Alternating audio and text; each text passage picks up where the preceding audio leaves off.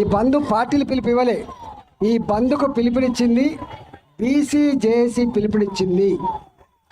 దానికి ఇవాళ కింద ఏం జరుగుతుందో వాళ్ళకు రిపోర్ట్ ఉంది కాబట్టి అనివార్యంగా అన్ని పార్టీలు కూడా ఇవాళ బీసీ జేఏసీ ఇచ్చిన పిలుపును ఇవాళ అమలు చేసే పరిస్థితి వచ్చింది, దానిలో పాల్గొనే పరిస్థితి వచ్చింది. సంతోషం, దీన్ని కాదంటలేదు. కానీ ఇవాళ ఈ ఉద్యమం ఇక్కడితో ఆగుతుంది అనుకుంటే అది వెరీ బాగోలుతనమే. ఫస్ట్ టైం తెలంగాణ చరిత్రలో ఓబీసీల డిమాండ్ మీద, బీసీల డిమాండ్ మీద ఇవాళ రాష్ట్ర వ్యాప్తంగా బంద్ సక్సెస్ అవ్వడం మొట్టమొదటిసారి జరుగుతూ ఉంది. 52% జనాభా. కాబట్టి ఈ బీసీల ఉద్యమం, బీసీల నాయకత్వంలో ఏర్పడే జేఏసీ రేపు ఇది ఒక్క 42% స్థానిక సంస్థ రిజర్వేషన్కే పరిమితం కాదు. ఈ ఉద్యమం చట్టసభలలో కూడా బీసీలకు రిజర్వేషన్ కావాలి.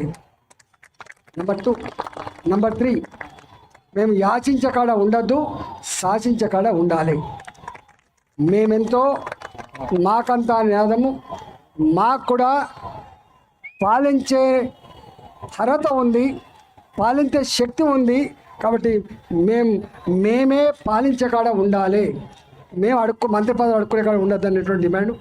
ఈ డిమాండ్ తప్పకుండా ఇవాళ సక్సెస్ కాకపోవచ్చు, కానీ 100% సక్సెస్ అయి తీరుతుంది. ఇది ఎందుకంటున్నా అంటే ఎన్నిసార్లు జరిగింది తెలంగాణ ఉద్యమం?